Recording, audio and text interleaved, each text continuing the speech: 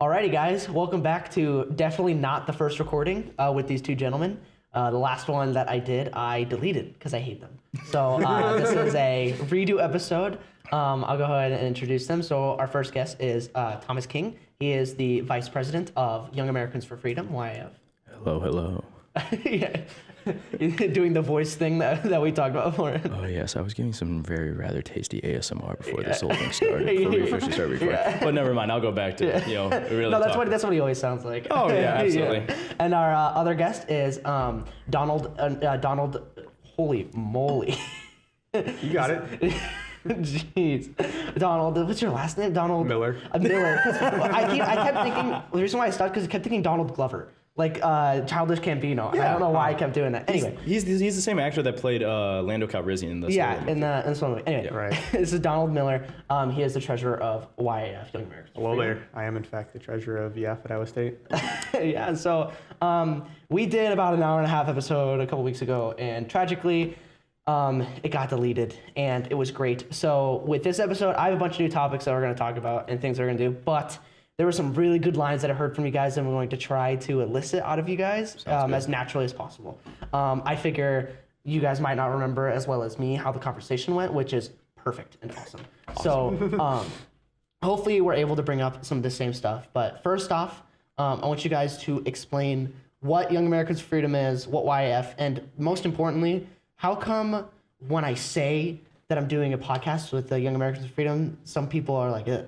You know what I mean? Some people don't like that. So go ahead and explain what that is. Sure. So actually, Young Americans for Freedom is a youth conservative group all across America.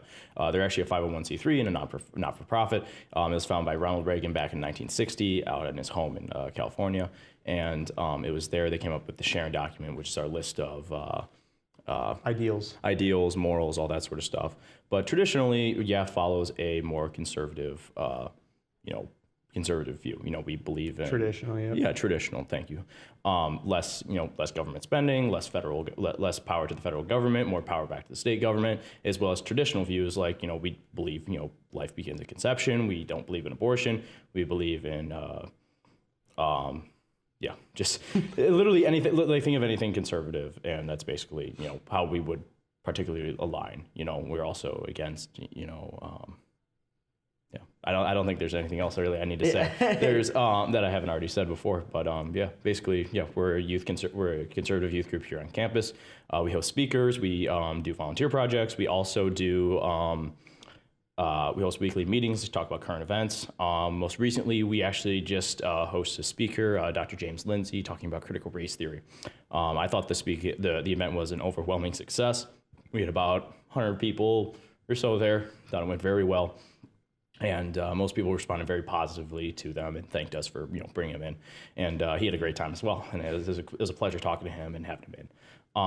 Another thing that we did was we every year on 9/11 we put out about 3,000 flags for the memorial of the victims of the 9/11 terrorist attacks in front of Parkhurst Library. And again, over every year we get compliments and being like thank you so much. And sometimes we even get other volunteers that are not even a part of YAF or sometimes agree with us like politically and like that will help us out, which is very thankful. We're very appreciative of all of that.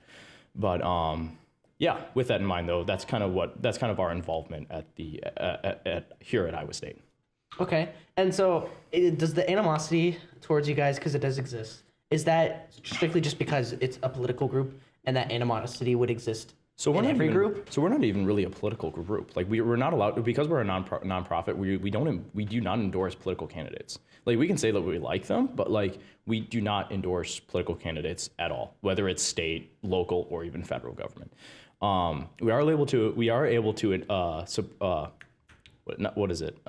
support different judges. Yeah, we're able to support judges. That's the one caveat. the one thing that you guys get. So, there is some sort of it rubs people the wrong way when they hear for Young Americans for Freedom, and excuse me, I think that is because we are conservative, because we hold conservative ideals, and ultimately, to the people that say, I don't like YAF, I don't agree with YAF. Well, okay, well, we're more than welcome. We're more than happy to have you at our meetings.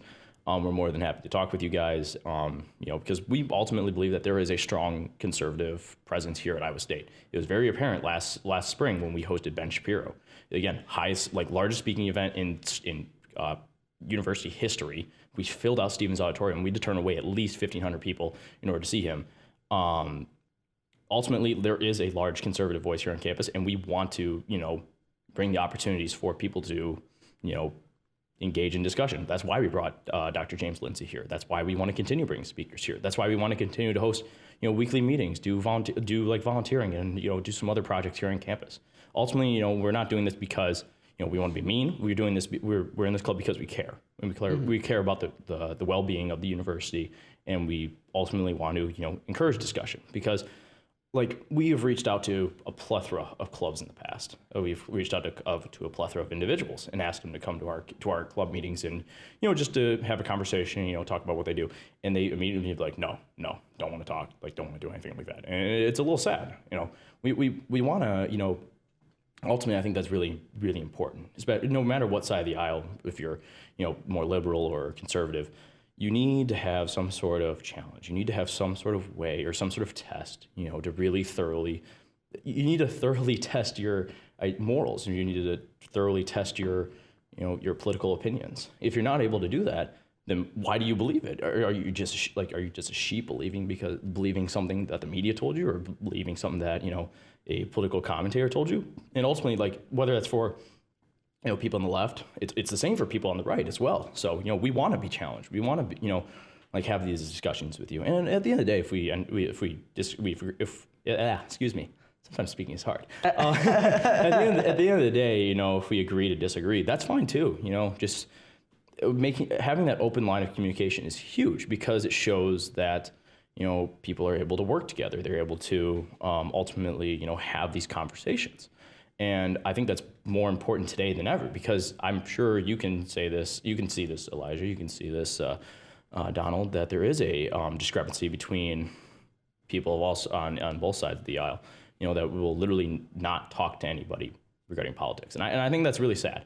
I think, these conversations should be encouraged. We shouldn't be straight away. We shouldn't be, we shouldn't just throw this stuff under the rug. These conversations should be had, and, we're trying to offer these opportunities to talk about it. So. Ultimately, I think your original question is why is he AF? People get a little oh yeah. It's because in my mind I believe that they're afraid to have these conversations. And I can attest to that because I feel like just having this conversation with you two and putting Young Americans for Freedom next to my face is that's gonna stir something up. I can just tell you that right now. And I think that's wrong. Yeah, and I think people are going to dislike this conversation. Even, they're going to dislike one that I even talked to you guys. Even if our conversation had nothing to do with politics. They're going to hate that I talked to you guys. You know what I mean? Just putting that next to you guys is going to stir some people the wrong way, which I think is an issue for sure. And I guess I want to ask you, this is the big thing that I wanted to, start this off by talking about. Yeah, sure. Why do you think that is? Why do you think it is that this conversation is easy, or not easy, but this conversation is much louder coming from the right than the left? Why do you think that it is more difficult for the left to have these conversations? Why do you think that they're more emotionally involved? Why do you think that they choose to silence these voices or choose to not talk about this? Why do you think that is? I think it's just because in a lot of issues, they just don't have much to stand on, and our ideals just work better within the world, and it has worked for the past however long we've been, as humans, and until, more recent, have their ideals come up and been more prevalent. No, that makes sense. And with the term progressive, you could get that from the title, of what they are. It's a new ideology, which I wouldn't necessarily say is a bad thing. You'd have to judge the ideology based on its merits, not how long it's been around. You know what I mean? But I can definitely understand what you're saying. With that, it's something that has worked for a long time, and if you're going to change it, you got to have a reason, a good chunk of reason. Well, and that's the other thing too, is that we're seeing a lot more, hot topic issues come into the mainstream, especially being pushed by progressives. Gay marriage is being pushed by progressives. Abortion is being pushed by progressive. LGBTQIA+ is being pushed by progressive. Transing of kids, grooming, all of that sort of stuff is being pushed by progressives. And a lot of it ultimately isn't like, and again, this is what we believe because, we are conservative. We believe in traditional values, but this is like, there isn't a lot of backing to these, like I don't think kids should be, exposed to, LGBTQIA plus books in like grade school, middle school, or heck, even high school. Like I think it's ridiculous that kids are being taught about their sexuality at such a young age, but when a good majority of them haven't even hit puberty yet. It's ridiculous. Yeah, especially when a lot of them are sexually explicit. Right, exactly. And like you see this all over the news. You'll see the term like groomer being, trying to be outlawed. You'll see it trying to be banned. But ultimately, it is happening. It is something like there is something happening because obviously we're getting such a bad like this and when I say we, I mean conservatives and other people who draw attention to this. But there is something happening that they like don't want us to know. They don't want us to draw attention to because otherwise there wouldn't be this sort of backlash. Yeah. It's just as simple as that. I mean, I'd go to say, as someone who really tries to assume the best in people, and for someone who, I don't like the idea of putting all of my thought against on one side of an issue. I like to put every thought through the meat grinder and fight off, logically prove every single idea that I have, regardless of whether it's left or right. Oh, that's what you should do in any situation. Yeah, and I think that's what I appreciate. With the conversation that we had last time, I know that you guys are good at doing this, but I think with specifically something that I've been thinking about a lot since our last conversation, was this idea that I was trying to answer, why is this conversation so hard? And I think both you guys are right in what you're saying. But I think that there's a much bigger thing going on with why this conversation is difficult to have with the left. And it's something that I kind of touched on, but I kind of want to go into a little bit more detail on in this time. But yeah, let's hear it. I think that with right-wing views, it's so easy for that to just be an idea. It's just it's what it is. It's an idea. It's an ideal. It's like a philosophy on life. Where the left has taken every single political issue and applied it to who they are as a person. Yeah. And it's like, if we're wrong about what we think is the right, not much happens. If they're wrong, their whole life is turned upside down. Well, what did you see what happened when Donald Trump got elected? Yeah, you saw people literally crying in the streets. You saw people literally having a meltdown. Yeah, and it's ridiculous. Like just because, most recently we just had the midterms. Like we were expecting a red wave, but however, that didn't happen. And you know what? That's okay. Like I'm still able to go to bed. Like I'm able to sleep. I'm able to still function. Like I think, and to your point as well. I'm believing now that a lot of people that are left leaning are ultimately too emotionally involved in politics. A lot of them a lot of left wingers have made politics like their entire identity. Well, I think, and I agree with you guys, but I wouldn't look at this as something that they willingly do. I'd look at this as something that's like they have to look at it. So here are some examples. So with abortion. If you're pro-life, as a woman, you're taking away their rights. This is what they'd say, not wow it is. You're taking away their rights. So this is what I deserve. LGBTQ, if you are against that, you're taking away who they are. Black Lives Matter, you're taking away their culture, what they grew up believing and who they are. With gay marriage, just what they've wanted to do their whole lives, and you're taking it away. I'm not saying that any of that is true. What I'm saying is that's what they believe. And so when you talk about these issues and you go into these issues, not really being emotionally aware of that, you're I think we could be aware of it. There's what I'm saying is not you guys specifically, but there's a lot of people who look at these conversations and they talk about these things and you can believe them and talk about them and then just be right. And that's what's going to happen, really. You're going to be correct about these things because in general, I believe that the right view of things is just correct. You can have these conversations be correct, but if you want to change lives and you want to help people and you want to save lives and you actually want to change the hearts of people, I do believe that you have to be not only aware of these, but you have to act in that way. And I think that's another thing that we're trying to push too as well. To your point, you literally said, yes, you can say that LGBTQ rights are literally a part of their identity. And ultimately, I to those people, I say, like, let's take a step back. My mom and dad always told me, to have a wide set of, I used to be super into Lego, right? I used to love, I used to eat, sleep, breathe. Oh, I still do. But my point here stays the same, though. You have to have some sort of diversity. You have to have some sort of, diversification among other things. Like I like science. I'm a biology major. I like, learning about science. I like learning about healthcare. I like learning about, just helping. I like to, volunteer. I like to help others. So, by diversifying myself, not tying myself down to one particular thing, and another thing too is I like politics as well. I like to talk about issues, especially within our society. But by being diversified, by having some sort of diversity, having some sort of, having other assets to my personality allows me to not only, be a better, well-rounded person, it allows me to connect with other people as well. So I'll give an example. I was volunteering with another person a couple weeks ago.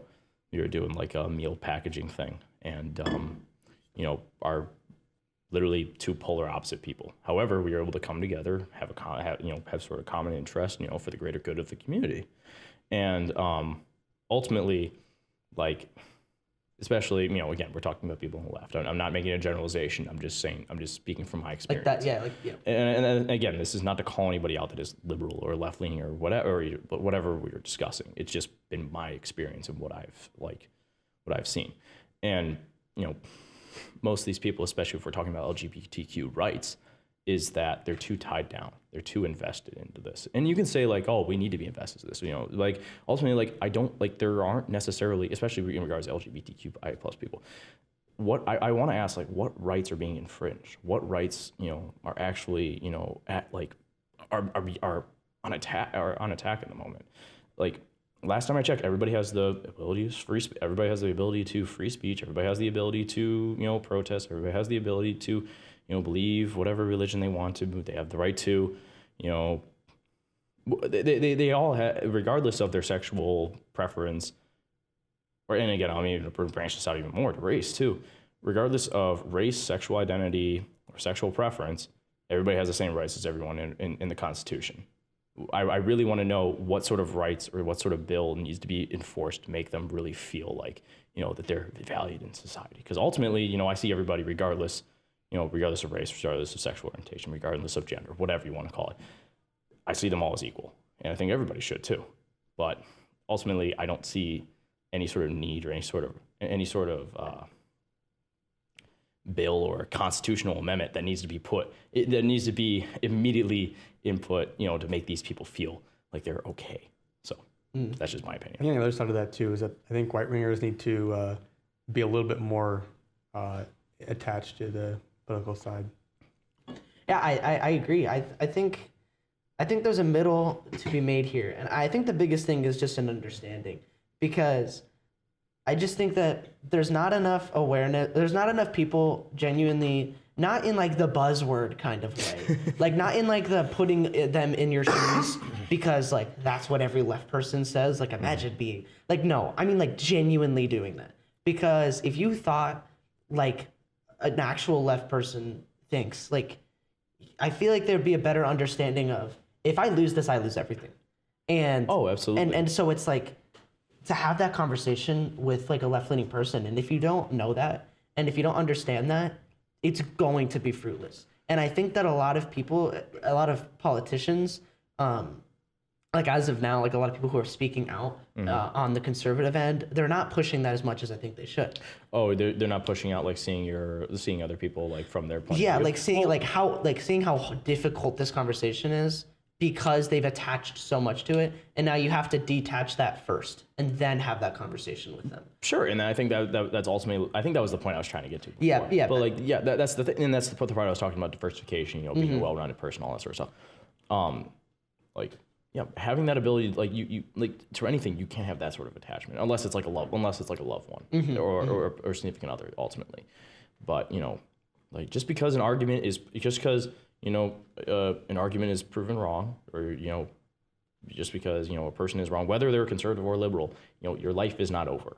And that's ultimately another thing that I want to push towards people that disagree with me, and especially people that are more left and liberal siding, because, Donald could back me up on this. We want to have these conversations. We want to talk about these issues, and ultimately, yeah, I think it's important that we see where you're coming from, but ultimately, I think it's also important that you see where we're coming from as well. Absolutely. So, and I think, just having that mutual understanding and seeing both sides from both, seeing both perspectives is definitely important, Yeah. which brings us back to the entire, what another major point of YAF is that it's encouraging discussions, encouraging topics, and encouraging conversations, not debates, conversations of issues, of not even issues, but just encouraging conversation of hot topics in our society today.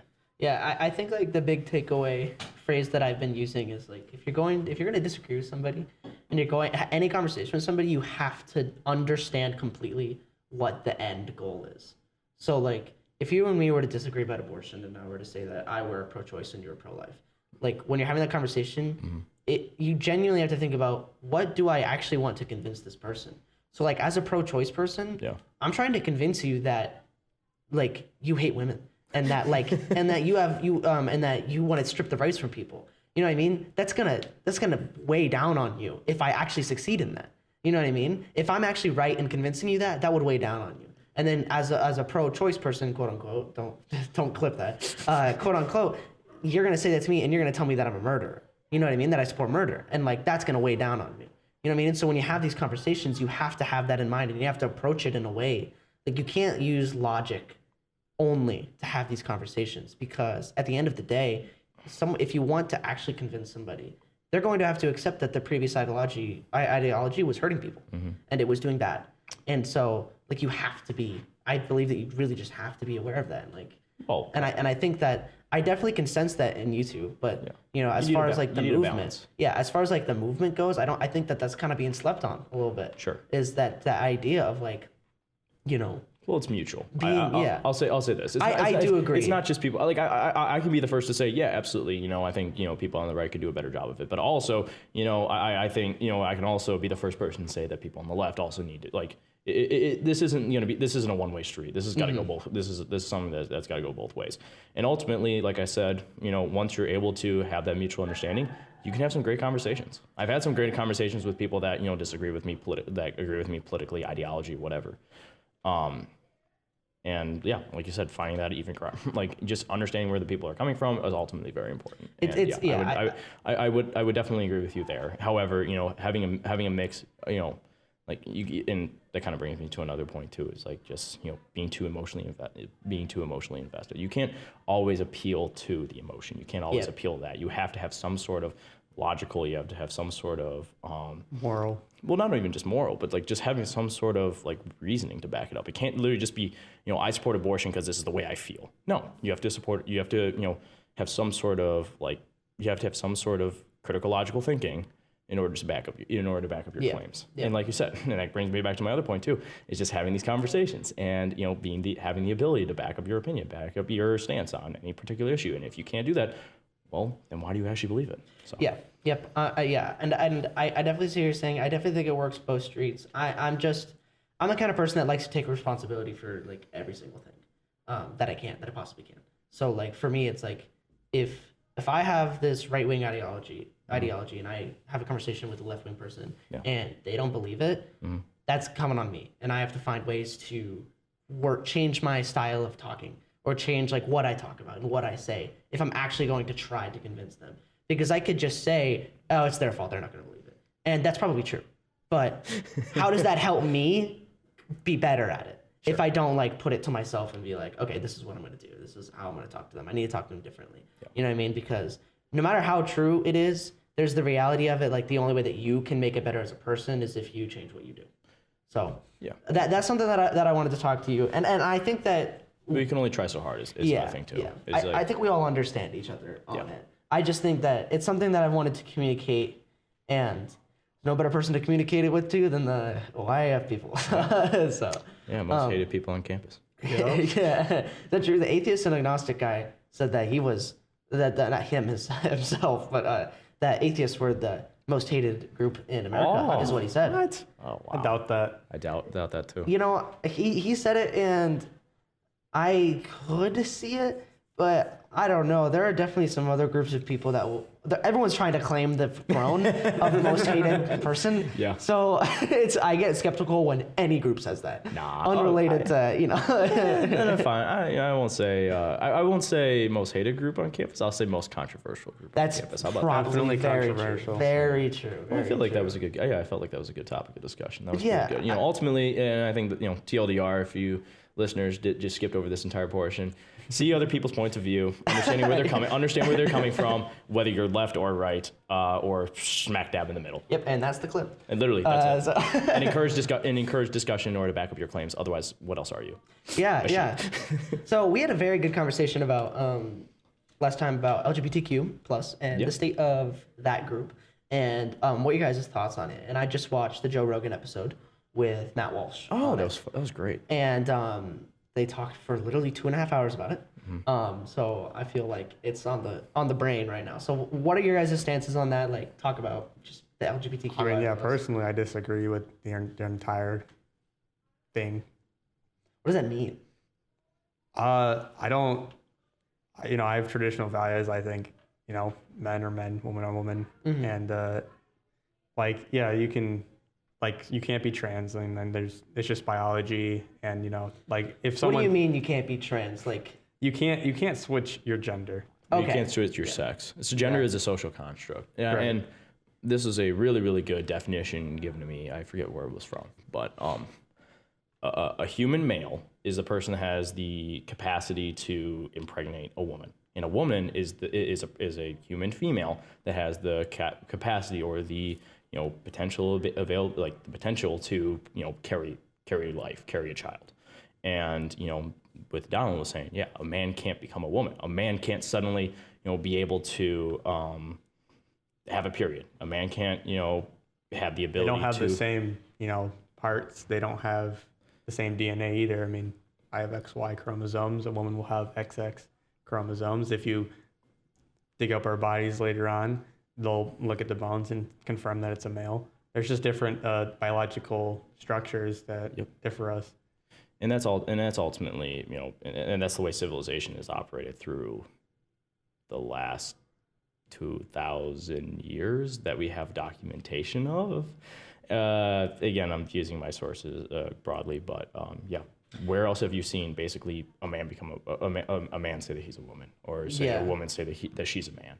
You don't see that in history. You don't see that in society, and that's a person that would disagree and be like, oh, that's because they want to suppress that. That's what they want. It's like, no, it's because humans have steadily progressed throughout the time.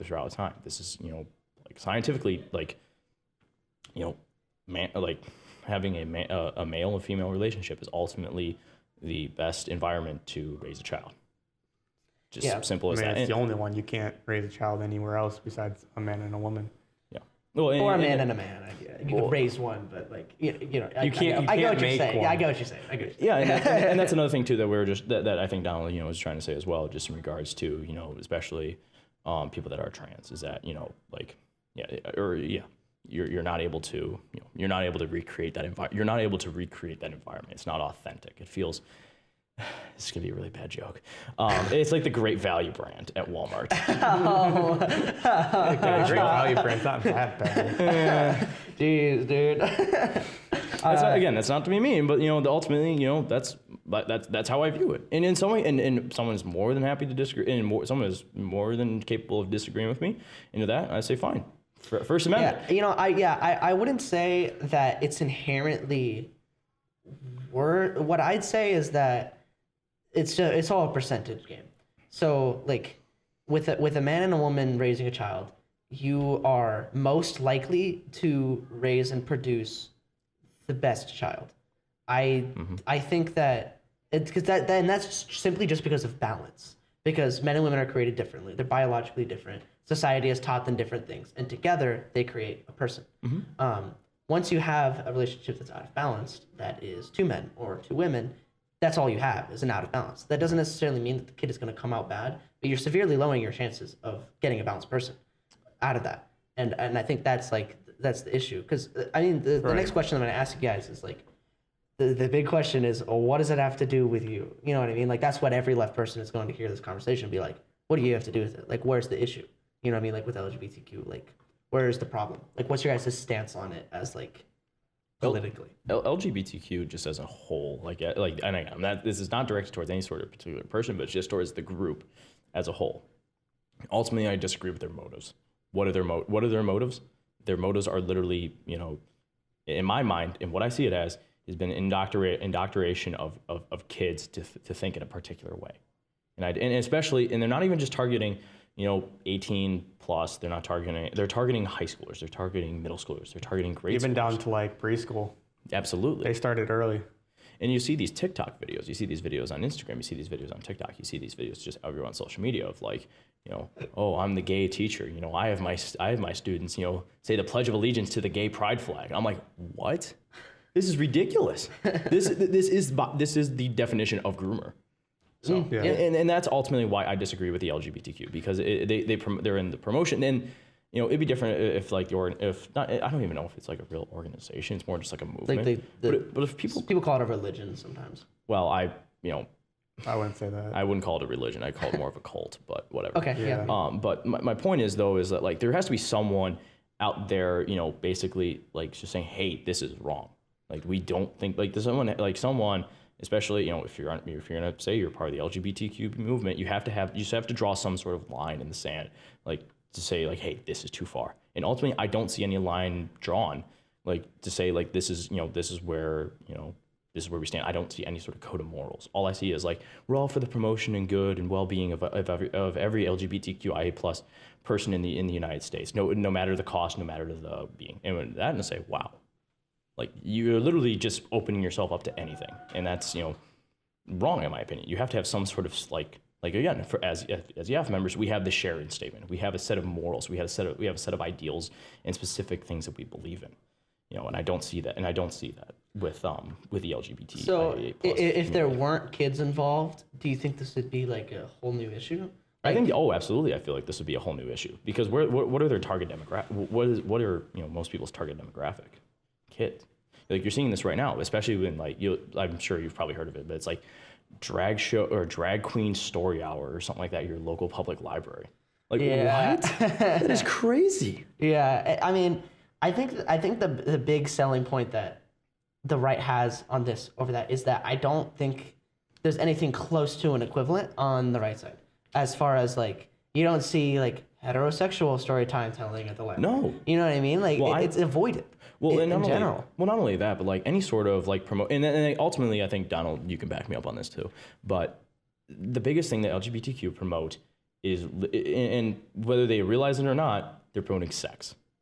And there have been long-term studies, towards people, towards even kids, towards teens, and the effects of what sex does to the brain, especially given at a young age. It's more. Again, these are not my words, but I've heard people, who conduct studies saying that it's more addictive. It's more addictive than heroin. People get hooked on this sort of stuff, and especially when it's something like gay sex or something like, same sex relationships.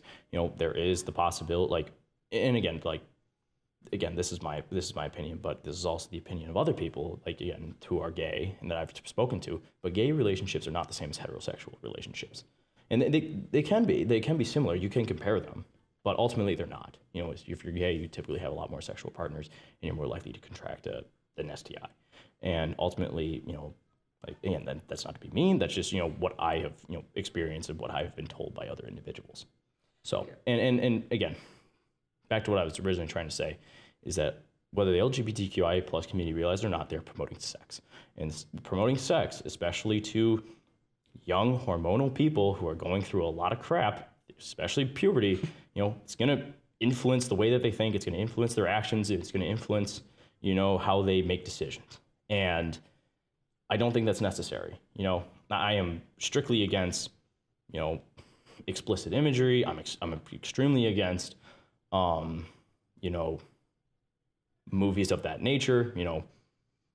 Again, this goes back to kind of my traditional conservative way of thinking, is that sex is specifically for marriage. It's for the promotion. It's for the repopulation of the earth, and it's something that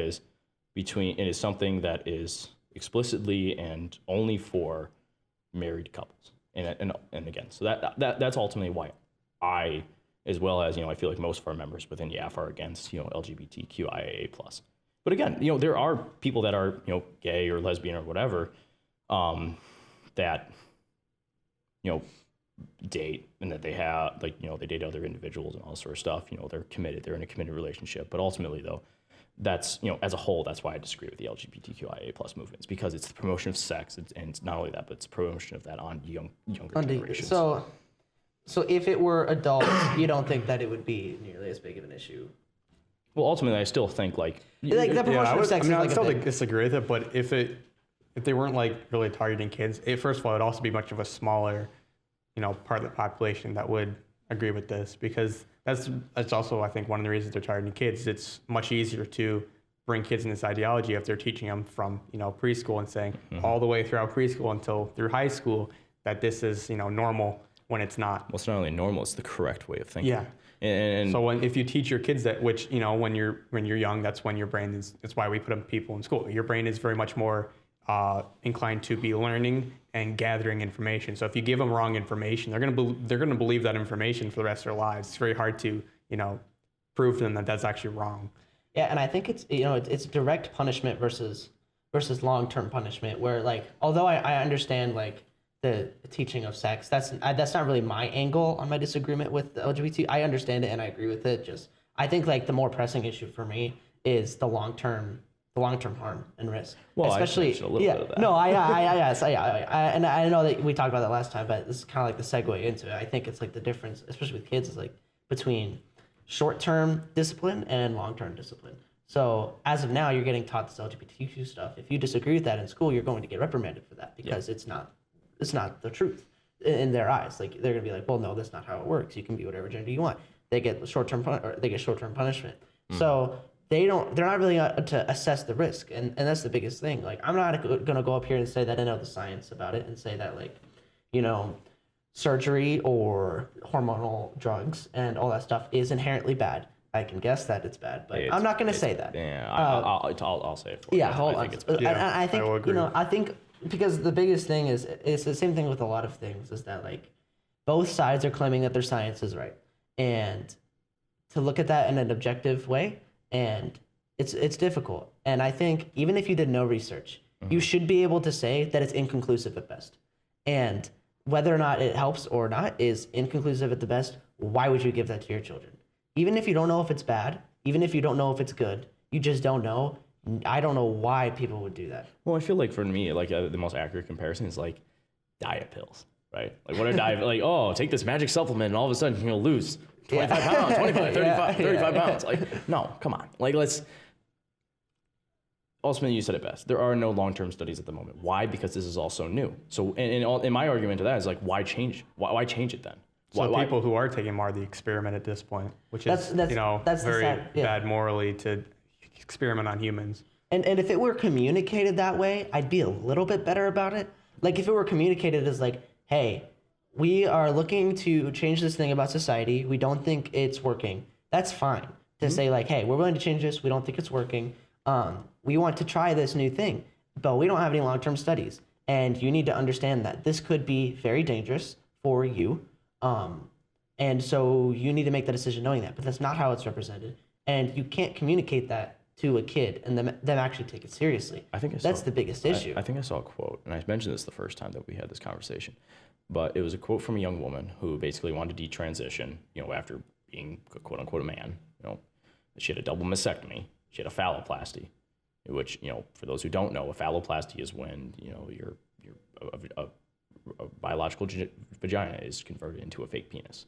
I think they grab some skin from your arm and they do a skin graft literally on your forearm. And this was explored more in Matt Walsh's What is a Woman documentary, which is, again, fantastic. But they do a skin graft on your arm literally to make it, and then that's what makes the inside of your urethra. And again, for people who don't know, urethra is where your urine comes out.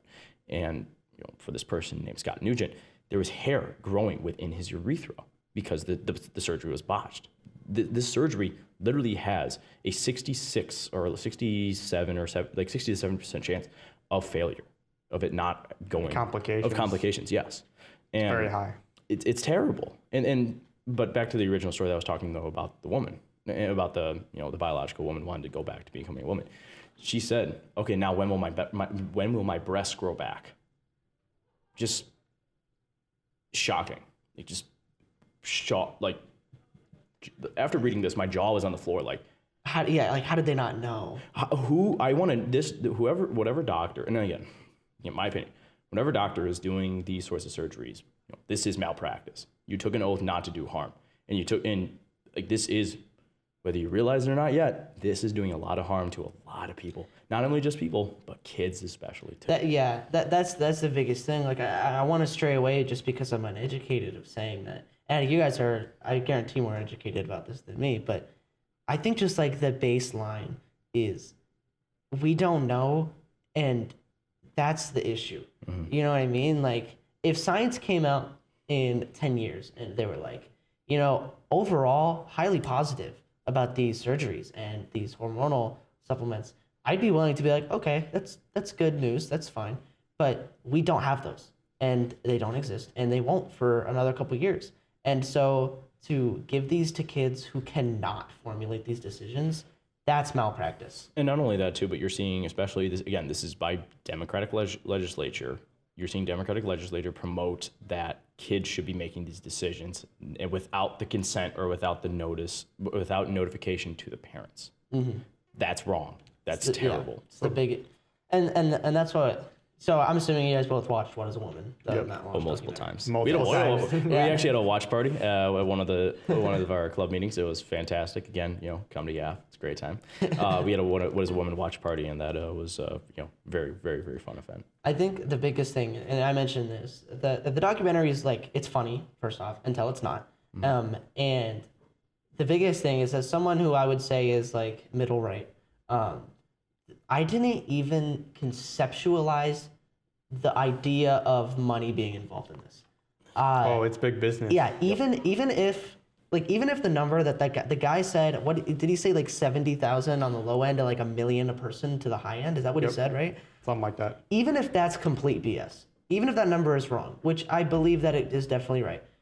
Even if that number is wrong, money is being made, and I had never even thought about that. And so it's like, never before, the quote that he said is like, never before has there been a marginalized group with a price tag on their head. And I think that's the biggest thing.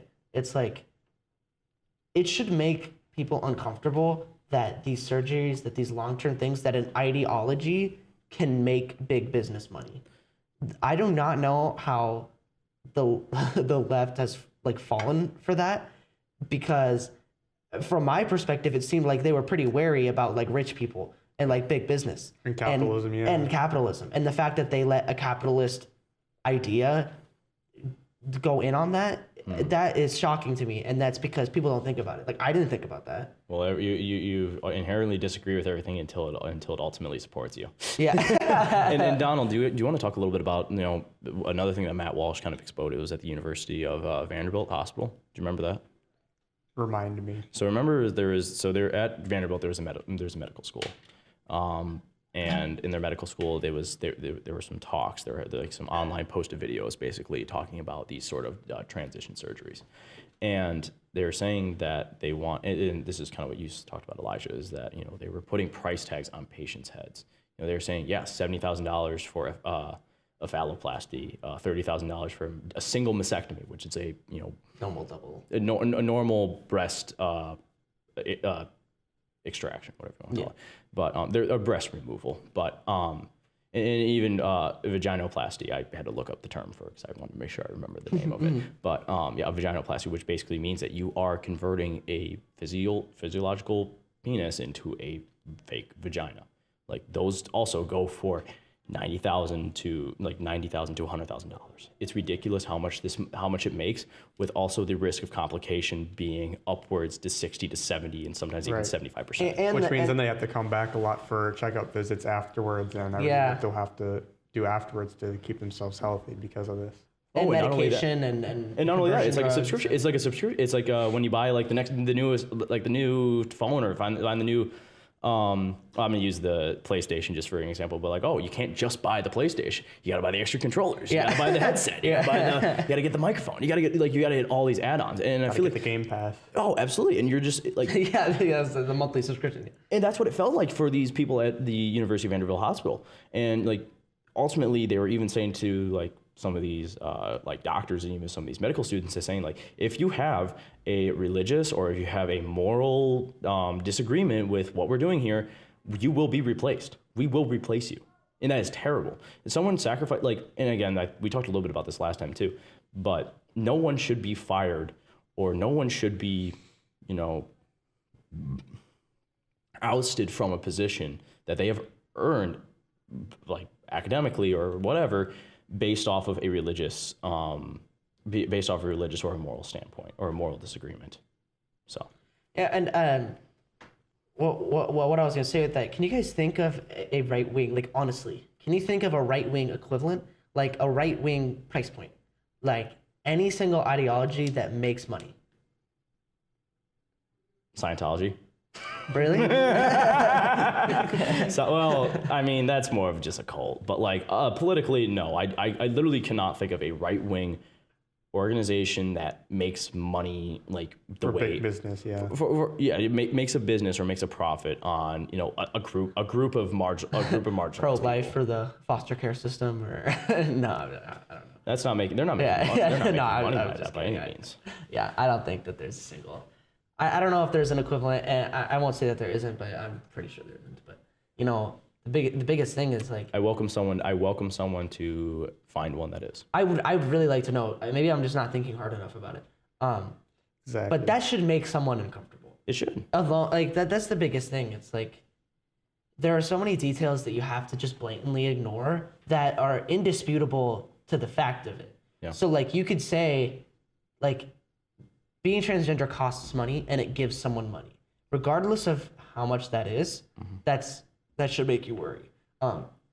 Transgenderism could have no harmful effects or a ton of harmful effects, but no matter what, it's somewhere in the middle. That should worry people. Well, just right now, I'll just say like we've been seeing a lot of negative effects, you know, on literally full on display of Matt Walsh's "What Is a Woman," and detailed by Scott Nugent. And Scott Nugent again, you know, like. Do you ever have concerns that those examples are anecdotal or don't represent like the whole population? No. No? Is that just like? I mean, it might not be representative of the whole population, but the fact that it exists. But the fact that it exists is honestly enough for me to be like, yo, this is wrong. Yeah. Well, the thing I would bring that to is the police, because a lot of people would defend the police by saying that, you know, it's not representative of the whole police force. Yet some of these things happen that people disagree with, and like that's where the issue comes in. So I'm trying to like let's make different. a comparison for, because like if you have a medical procedure that has a certain, like, you know, out of how many people are getting these surgeries, you know, one person, which there isn't that many people getting these surgeries, and you know a certain percentage of them, that's pretty bad. And you know there have been studies that show that it's like a 66-67% complication rate. That's pretty bad. Whereas you know, you can't really compare that to like police, where you know one person out of a massive police force in the U.S. or a couple of people are, you know, individually, you know, doing something that is bad. Yeah. I mean, you see that everywhere. I mean, people are going to be bad, and a large enough group of people, one person is going to be at least be bad. But when it comes to procedures and, you know, doing medical procedures on people, you can't have that, you know, little bit that's wrong. You can't have a control. That means there's something that, you know, something can go wrong, and that's bad. It's definitely just like controlled versus uncontrolled environment. So like in a police setting, there are a million different factors that may have never been trained, may have been trained in a certain way, but like in a surgery, like that should be a much higher percentage of successes. I see what you're saying. It should be pretty, you know, like you should understand the risks too. Like they don't. That's the biggest thing. There's things that like they don't tell you, you know, what could happen. Mostly because they also don't know long term, but they also don't tell you short term. Yeah, and I think that's the biggest issue. Yeah, and I wanted to gauge you guys' thing. Is there anything else you want to say? Because I have another topic that I wanted to. No, that was good. Yeah. No, again, just.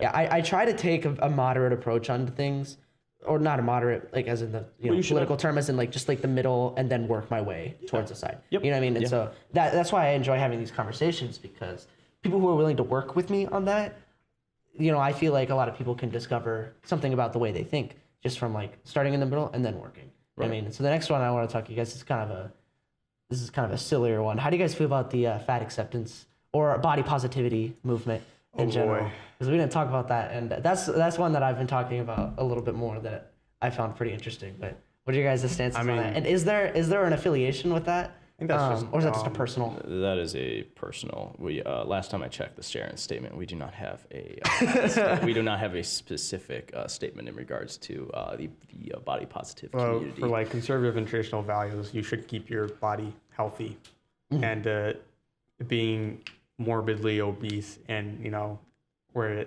it's not healthy. The increased risk for everything is just much higher. Especially for things like COVID, which is pretty recent. Being obese is one of the biggest factors of getting a serious or even death from COVID. Yeah, I heard that it was like 80% Yep. of like deaths. I mean, and there's just tons of health problems, especially with the heart too, because your heart isn't built for pumping that much blood around your body. Well, it's not only that; it's not used to pumping that much oxygen as well. All around, around this large of a surface area.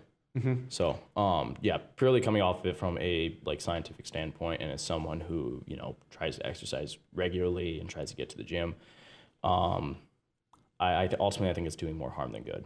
You can have a body positivity movement. You can have a body positivity movement in regards to for people that are trying to make an effort to change. If we're trying to make an effort to change their their physicality, but ultimately you can't necessarily change everything about yourself in a physical sense. I would love to have 6-pack, rock hard abs, just huge pecs and huge biceps and huge quads, but ultimately it's unfeasible for me because I know I've had hips, I'm having hip surgery. It's probably not a good idea for me to squat 400. Well, I used to really lift. I was able to squat 420 pounds. And Monster. Ultimately, I think that kind of backfired on my legs. It kind of did, but ultimately though, that's the thing though. I am making an effort to change. To be healthy. Well, yeah, I'm making an effort. I'm making the decision to try to be healthy, and that's not just by exercising. I'm sorry, it could not it doesn't have to be limited to just exercising. It could be dieting. It could be choosing healthier life, healthier life choices, not sitting around and playing 4 or 5 hours straight on video game. Going outside, going on a walk. On campus, and it recently just snowed, so I haven't been able to do it. But ultimately, I bike everywhere on campus rather than take the bus. Why? Because I feel like it's a healthier life choice. It feels really good for my legs. It feels really good for my hips than walking a ton. And also, it gets me to place fast. It gets me place to place faster. So just by I agree with the aspect of having some sort of body positivity stance. But I think it should be directed towards people trying to make a change. It shouldn't be directed towards people I guess the biggest person that people throw it at is Lizzo. But I don't see Lizzo trying to make a change, or at least on social media or in person or in concerts. I don't see her trying to make or try to promote some sort of change, especially within the fat or the body positive community, in which again, like I said, it's okay to have a body positive. It's okay to be body positive. It's okay to accept yourself. Oh, and I think ultimately you can accept yourself, but ultimately though, you have to have people trying to make having people try to make some sort of you got to have people trying to make some sort of change to better themselves. You have to try to be healthy. You can't just not try to be healthy or purposely try to be unhealthy and say that you're body positive. Right. You can't just eat an entire tub of Ben & Jerry ice cream and and then look. If you're just standing there and out of breath because you're standing, it's pretty bad. Well, I think the thing that changed my perspective on it was I had seen this post and I hadn't even thought about it, but imagine being a war vet and you're missing a leg and you come back and nobody wants to date you because you're missing a leg. And then this whole movement is built after you, after people who are burn victims or born with disfigurements or like Or literally- deformities, or like anybody who is suffering from something that's out of their control, and it's like you deserve love and you should be body positive. And then to see that movement dedicated to you to be overtaken by people who are in essence choosing at least a significant portion of the way that they look. Yeah. That's the biggest thing that I think about with that. No, and I totally- the thing that frustrates me specifically Right. is that like you can be body positive, and what accepting really is accepting that you can get better, you will get better, and nobody's perfect. Right. Acceptance does not mean doing nothing. Right, and I think that's ultimately the biggest point that we were trying to make too as well. And again, we talk about people that are obese, we talk about people that are overweight because that's what it's morphed. It's turned into. Yeah, yeah, exactly. I didn't even mean to say fat acceptance. I just said that on accident. I'm not even kidding. I meant to say body positivity. No, Just and being honest. ultimately, That's not I think body positivity, and then we kind of hit on that as well. Is just be like as long as you're trying to make a change, trying to make some sort of effort, that's fine. And then that's like towards people that are like we said overweight, and because that's what it's kind of engulfed and that's what it's kind of morphed into. But for people that are that have things that are out of their control, like being a burn victim, being like being an amputee, being born with some sort of deformity. In that regard, yeah, body positivity is definitely necessary. Mm-hmm. Or even people with, I would even say, like mental disorders too. Like there are people that with anorexia that believe that they're they should be sides. Yeah. So yeah, in essence, I'm okay with it, but for what it's being turned into, that's what I'm not okay with it. Yeah, and again, I'm on the same boat. And that kind of brings me back for all those listeners that were listening in the beginning. There needs to be a line drawn. Yeah, it's not there. So. Yeah. And yeah. I think everyone wants us to talk about abortion. So. Oh yeah. I think that's the big.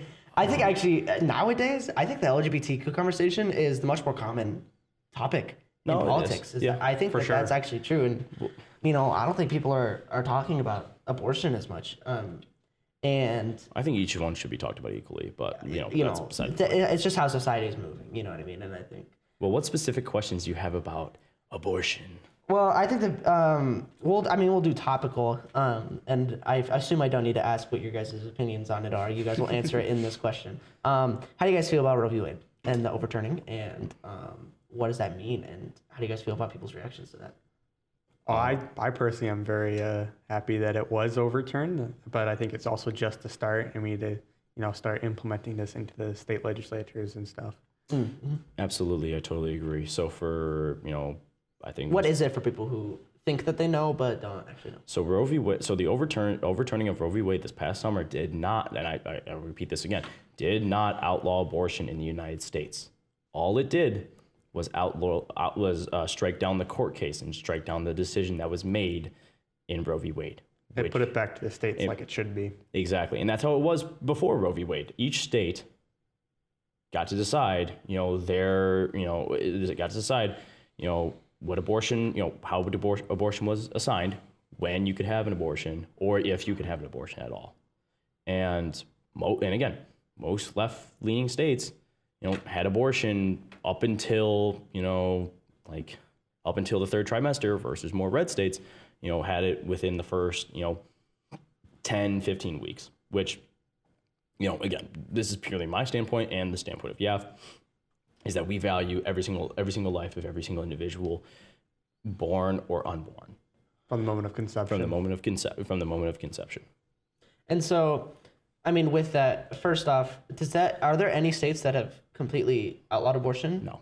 Okay. And so all of them have been pretty, at least meeting somewhere in the middle, which is what confused me about the outrage of the Roe v. Wade overturning was that it didn't seem like it was as big of a deal as people, especially even for like left-leaning people. It didn't seem well, left-leaning people like to make a big deal about everything. Well, they do like, and I would say that there are right things that people make a big deal out of. Sure, but like you can't exaggerate like a lot. Like I cannot exaggerate the way a person on the left can. I really can't. But though, going back to your just previous statement, just about states and all of that. But ultimately, as a part of YAF, we believe that this is like you'll have a lot more.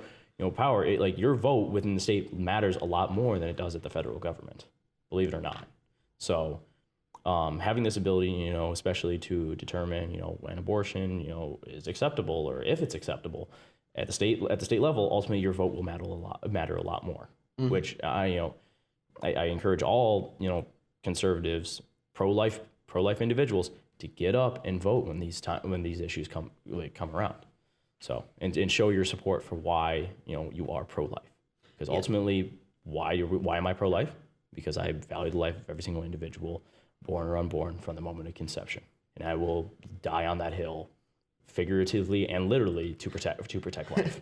Yeah, and I think the thing, my views on it have boiled down to, it's not that there doesn't exist a pro-choice movement that I agree with, or that it doesn't exist. It's just that I have never heard it, and a lot of the arguments that I've heard, I've just the pro-life argument is the one that sticks with me, and the one that makes more logical sense. Well, and what do you hear? What are and I'll open this up to you guys too, but and I want to just say it as well.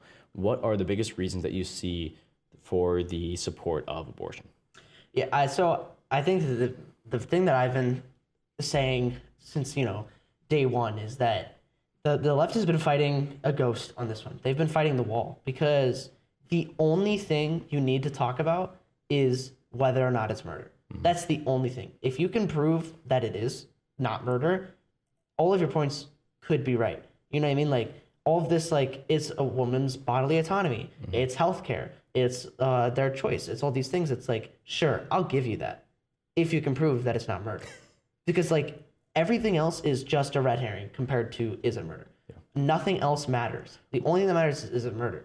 And all of these other things, it's frustrating to see on social media, because it's you have to know that that's not the point that they're making. Right. You have to know that that point is invalidated just because the other side thinks that it's murder. So that's the only thing you have to talk about. Well, not only that, but the pro-abortion individuals and pro-abortion organizations like Planned Parenthood like to use small percentages to promote the wide variety, or the 99% of cases.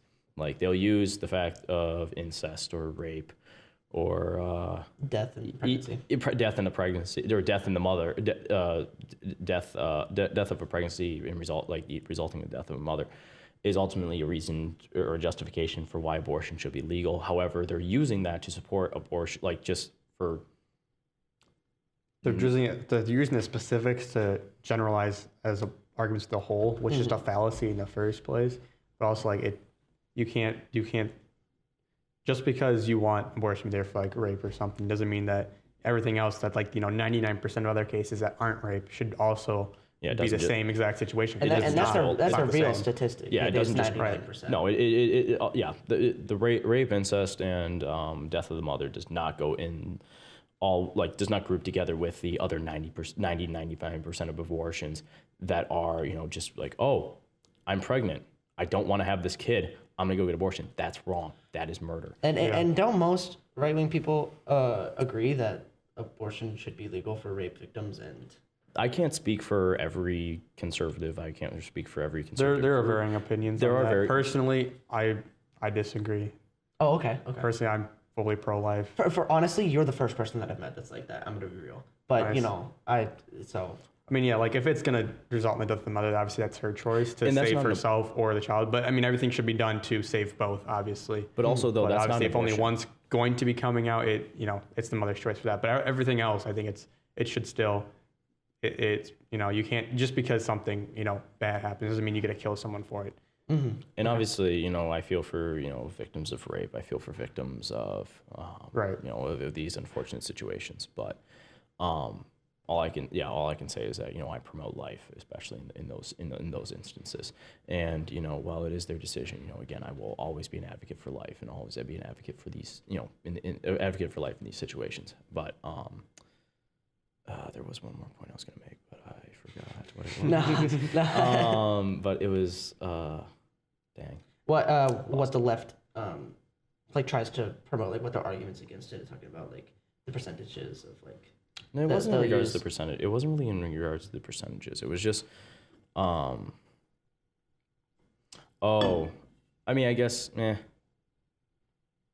I guess one reason that I would even support, for a person that was raped, that I would give in promotion of carrying child to term is that like that child has 50% of your DNA. You are invested 50% in that child. You can raise that child. You can, nurture that child to grow up and be the exact opposite of what that evil person did to you. You have an opportunity. You have the opportunity. You've been given this opportunity. Like even though this is a terrible thing that happened to you, and ultimately I feel god awful, and I think that person should be in prison for the rest of his or her life. But you have the opportunity to do good. You have the opportunity to promote good and promote moral.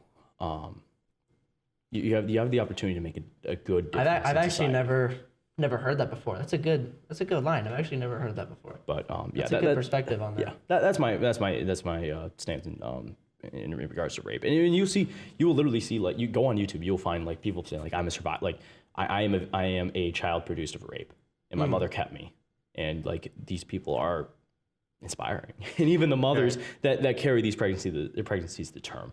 Like I again. Just because it's a bad situation doesn't mean they're going to have a bad life. I mean, you never know the future. There are a lot of people who live a happy life even in very bad situations. They can still make light of it. Yeah, I've actually never heard this side of the argument, so this is interesting, actually, for sure. But yeah, no. And again, TLDR, life begins at the moment of conception. But ultimately, though, that kind of brings us back to what we were talking to in regards to the LGBTQ plus people, is that sex needs to be taught. That it needs to be taught, especially within schools, that sex is for the purpose of reproduction. Mm-hmm. It should not be an activity that people engage in for fun or to just be like at the very least without knowing the complete dangers of it, and without being able to take responsibility for all the dangers of it. I think that if you're gonna do the act, you have to take full responsibility for what is going to result of it. Just like if you go drive a car, you have to take full responsibility of something could happen. Like you're taking on the risk. Yeah, I think sex education, without the caveat of being very explicit about all the dangers, is for me a lot more of what I would promote than just like sex in general. Well, I mean, yeah, obviously, you do need to have sex education. I think that is necessary within schools to have sex ed. But like ultimately though, people should be taught, they should know not the dangers, because a child is not a danger. A child is a gift. A child is a gift. If you don't want it, that's a danger for like the person. But back to your point though, is that people need to be educated and know the consequences of their actions, especially in regards to engaging in activities such as sex.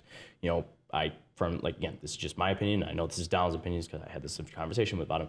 But sex is ultimately for population of the earth. It should be an act reserved for married couples with the intent for that intent.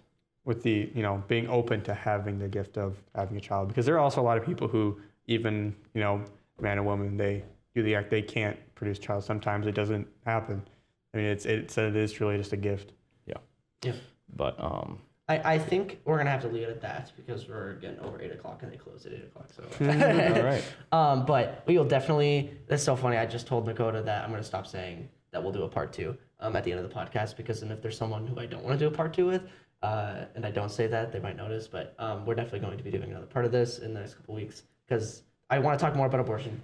And there are other issues that we definitely need to talk about. And then I just want to get to know you guys on a personal level. Yeah. Just on like what you guys do. Great. The reason why I didn't do it in this episode is because we lost the last one. Yeah, that makes sense. We had some good stuff. But the next one we'll talk about, you guys, some other issues and everything. But is there any last plugging you guys want to do for get the Lego talk going? Yeah, yeah, that's the big one. Yeah. Any plugging? Your Lego Instagram? So just really quick in regards to YAF, we host meetings every Tuesday from at Carver 268 from 8 to 9 o'clock. Usually we do current events. We'll talk about current proposals and current other community engagement that we'll be doing. We weeklies on Tuesdays from 8 to 9 o'clock at Carver 268. And again, we have an Instagram. If you just look up Iowa State or ISU YAF or Iowa State YAF, we will come up.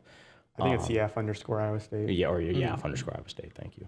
Yeah, I also have a Lego Instagram if y'all want to follow that. I'm an avid Lego fan and Lego, or not I'm not an influencer yet. I don't want to. I don't want to toot my own horn, but like, yeah. But I have a Lego Instagram called TK_bricks, and I'm trying to post. I post a little bit more frequently. I uploaded a post since last time we had our conversation about a week ago. But more stuff to come on there, and hope to talk about that more in a part 2. But all in all, I'd just like to say thank you very much for having us, Elijah. We had a great time here. I know I had a great time talking to you, and talking a little bit more about who we are as EAF, and getting the word of our our club and our chapter out there. Yep. Yeah, no, I love talking to you guys. I have a political itch that I just want to talk to people who want to talk about it. So just you guys itching that for me is perfect enough. So thank you guys for being on here. Hey, we got that same itch too. Yeah, yeah, it's awesome having you guys on here. So awesome. alrighty, Thank you. Awesome.